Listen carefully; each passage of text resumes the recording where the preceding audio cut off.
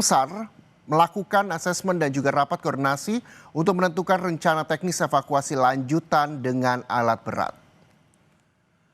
Tim SAR gabungan saudara masih bekerja 24 jam non-stop untuk menyisir reruntuhan. Hingga hari ketiga terdata 18 korban berhasil dievakuasi, 5 diantaranya meninggal dunia. Data Basarnas per 1 Oktober kemarin juga bilang bahwa masih ada 59 orang yang diduga tertimbun. Asesmen dilakukan dengan verbal dan juga sound detector pada pukul 9 malam dan 10 malam. Hal ini dilakukan sembari menunggu golden time sampai sore hari nanti, di mana Basarnas juga masih melakukan pencarian secara manual dan visual. Tim SAR juga akan menggelar rapat koordinasi dengan stakeholder terkait termasuk warga dan juga keluarga korban. Dan nantinya saudara, hasil asesmen untuk menentukan langkah evakuasi selanjutnya apakah masih dengan cara manual atau menggunakan alat berat.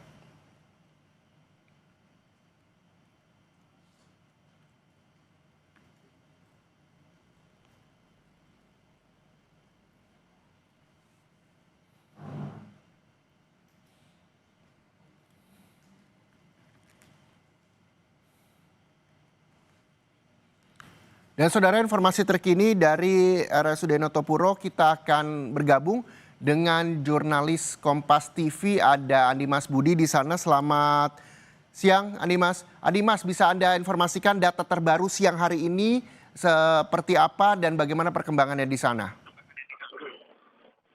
Iya, Reza dan juga saudara, dari tempat saya melaporkan di Rumah Sakit Siti Hajar, Kabupaten Sidoarjo ini memang untuk saat ini sudah tinggal 3 pasien saja yang menjalani rawat inap. Dari sebelumnya 8 orang, untuk mulai kemarin malam sampai tadi pagi, 5 orang telah diperbolehkan untuk kembali ke rumah ataupun menjalani rawat jalan. Sementara itu, Rumah Sakit Siti Hajar sendiri memang dalam skema penanganan korban runtuhnya bangunan di Pondok Pesantren Buduran Sidoarjo diplot menangani korban dalam kondisi meninggal dunia. Di Rumah Sakit Siti Hajar sendiri, Polda Jatim telah mendirikan posko postmortem untuk melakukan proses identifikasi di mana ketika nanti jenazah yang dievakuasi meninggal dunia. Sementara itu memang petugas telah menyiapkan 2 rumah sakit, antara lain Rumah Sakit Siti Hajar dan juga Rumah Sakit RSUD Notopuro. Skemanya memang Rumah Sakit RSUD Notopuro itu dilakukan untuk penanganan korban yang masih selamat. Sementara itu di RSUD Notopuro sampai siang tadi itu masih ada 13 korban yang masih menjalani rawat inap. Dari 13 itu, 5 diantaranya adalah korban baru yang berhasil dievakuasi petugas pada kemarin petang hingga malam hari. Reza. Ya, Andimas, berarti Anda di postmortem di Rumah Sakit Siti Hajar hingga siang hari ini. Saya lihat di belakang Anda juga masih kosong. Apakah sudah ada keluarga korban mungkin yang sudah menyerahkan data-data pribadinya untuk bisa membantu tim mengevakuasi dan mengetahui korban-korban dari ambruknya bangunan Pondok Pesantren Al-Hozi ini? Andimas. Oke, Reza. Untuk Rumah Sakit Siti Hajar ini kemarin menerima 2 pasien sudah dalam keadaan meninggal dunia yang berhasil dievakuasi oleh tim SAR. Nah, saat proses ataupun petugas telah berhasil mengevakuasi korban, barulah para keluarga ini ikut kemana jenazah ini dibawa, sehingga ketika masih belum ada proses ataupun evakuasi yang sudah berhasil diangkat, masih di sini masih belum ada keluarga yang mencari keberadaan anggota keluarganya. Seperti itu, Reza. Baik, Andimas, kita nanti akan kembali mencoba menghubungi Anda untuk mengetahui seperti apa perkembangan terkini dari Rumah Sakit Islam Siti Hajar Sidoarjo. Nanti kami juga akan memperbarui informasi dari TKP Pondok Pesantren Al-Hozi ini. Terima kasih jurnalis Kompas TV Andimas Budi melaporkan langsung dari Rumah Sakit Siti Hajar Sidoarjo.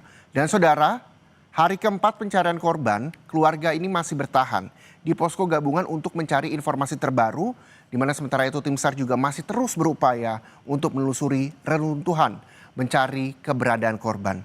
Tim SAR gabungan masih berupaya mencari dan juga mengevakuasi korban yang diduga masih terjebak di reruntuhan musola Pondok Pesantren Al-Hozini Sidoarjo.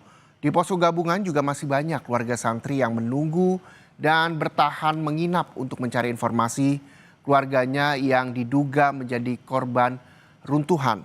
Tim SAR mendata hingga kemarin tanggal 1 Oktober 2025 ada 18 yang berhasil dievakuasi, 5 diantaranya meninggal dunia. Sementara itu diprediksi ada 59 korban lagi saudara yang masih ada dalam runtuhan bangunan. Dan kita akan mendengarkan saudara ini ada keterangan dari pakar teknik sipil Institut 10 November, Muji Irawan yang bilang bahwa saat ini proses evakuasi masih dilakukan untuk menyelamatkan korban yang masih terjebak di reruntuhan. Untuk proses pembongkaran pun dilakukan hati-hati.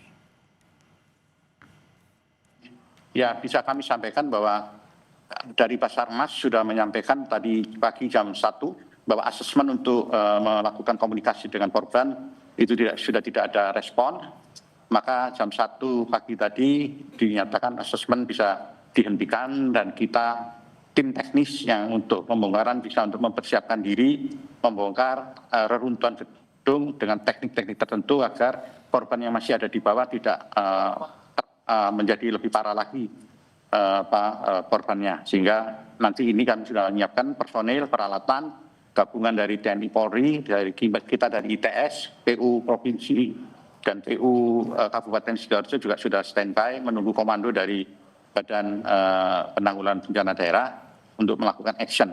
Alat-alat sudah siap, crane sudah masuk, dan kita menunggu ke perintah untuk pelaksanaan. Dan saya ditunjuk untuk membantu secara teknis metode pembongkaran menjadi keping-keping kecil supaya tidak menjatuhi konstruksi bangunan yang sudah ada. Oke. Lokasi bangunan sudah steril terhadap masyarakat sehingga kita tidak terganggu oleh kondisi lingkungan. Demikian. Oke, berarti dari asesmen yang dilakukan sejak pukul 1 tadi dini hari sudah tidak ada lagi Pak Muji terkait dengan korban yang masih selamat. Itu rilisnya dari Basarnas sudah tidak ada respon. Sehingga beliau meskipun tim Basarnas standby di sekitar sini, tapi kita diizinkan untuk masuk melakukan pembongkaran dengan teknik tertentu yang tidak memperparah kondisi korban yang ada di bawah. Bila mana sudah di kondisi tertentu akses untuk masuk ke lokasi, Basarnas akan segera masuk untuk mengambil posisi evakuasi korban. Oke, untuk terkait pembongkaran ini Pak yang menggunakan alat berat ini sudah dipastikan pukul berapa akan dilakukan? Ya, menunggu komando Pak Badan Penanggulangan Bencana Daerah masih on the way. Kami siap semua personil.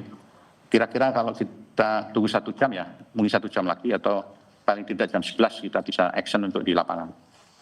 Oke, berarti untuk teknik evakuasi korban yang menggunakan penggalian parit maupun dengan bawah tanah ini sudah tidak dilakukan lagi sampai saat ini, Pak? Ya, sementara dihentikan, tapi Basarnas tim yang dengan jumlah kelompok tertentu, grup tertentu juga, tapi tetap standby di sekitar lokasi.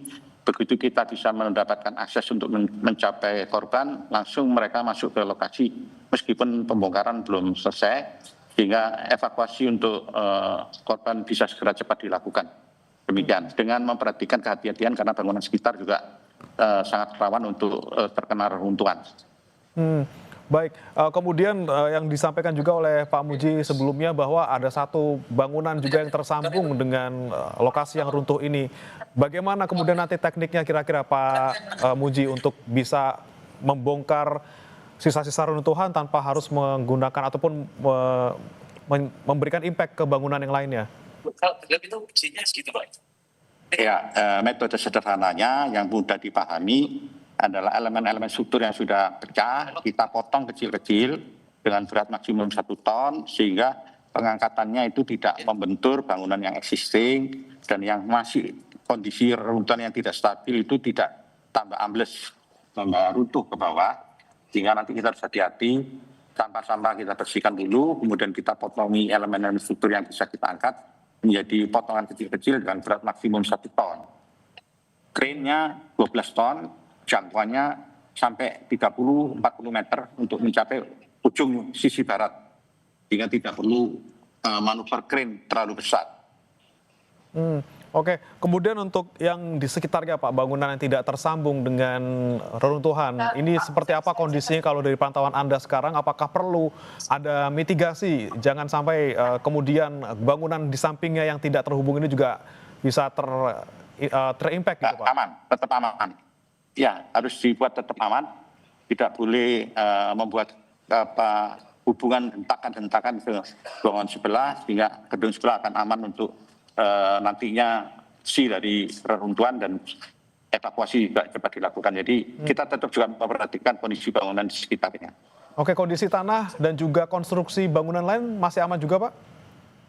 Untuk sementara kondisi tanah masih bagus, fondasi bagus, tapi bangunan sebelah kalau ada benturan atau tarikan dari reruntuhan ini membahayakan, itu kita hindari supaya tidak ada benturan maupun tarikan ke bangunan existing. Nah, mengingat kemarin ada gempa yang terjadi di Sumeneb gitu Pak, yang kemudian getaran juga terasa sampai ke Sidoarjo. Mungkin seberapa besar berdampak pada parahnya runtuhnya bangunan di sana ataupun proses evakuasi nanti?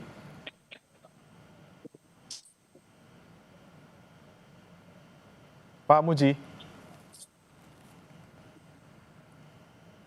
Pak Muji? Ya, sementara ini kan kami masih fokus. Halo. Ya, silakan Halo. Pak Muji. Ya, saya dengar. Halo. Ya. Ya. Jadi untuk gempa itu kemarin mesti tetap kita perhatikan, tetapi kami masih fokus untuk evakuasi dan pembongkaran gedung.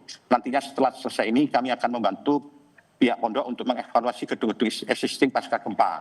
Bila mana diperlukan perkuatan atau strengthening perkuatan elemen struktur, kita juga siap membantu secara teknik dan dibantu oleh pemerintah daerah Kabupaten Sidoarjo. Nanti kita akan bantu setelah evakuasi dan pembersihan reruntuhan gedung selesai dilakukan. Tetap kita perhatikan pasca gempa untuk dievaluasi struktur existing bangunan di sekitarnya. Mulai dari mana Pak titiknya yang akan nanti dievakuasi menggunakan alat berat? Dimulai dari elemen struktur yang tidak bersinggungan dengan gedung sekitar. Itu di sisi utara. Sisi utara bebas, sudah bebas, nanti kita segera bersihkan.